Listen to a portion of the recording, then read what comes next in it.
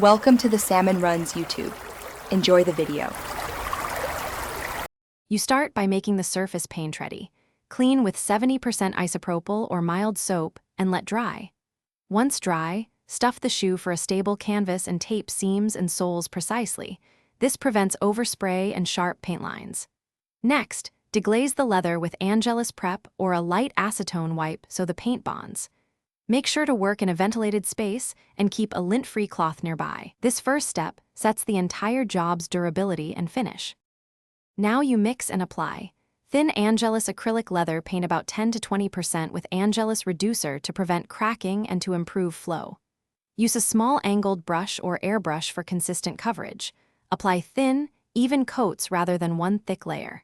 After each coat, wait 5 to 10 minutes until tack-free, then lightly sand with 600-800 grit if needed for smoothness. Once you achieve opacity, check for streaks and repeat thin layers until the color is even. Finish by sealing. Apply 2 to 3 thin coats of Angelus acrylic finisher. Choose gloss or matte, spraying or brushing evenly and allowing 10-15 minutes between coats.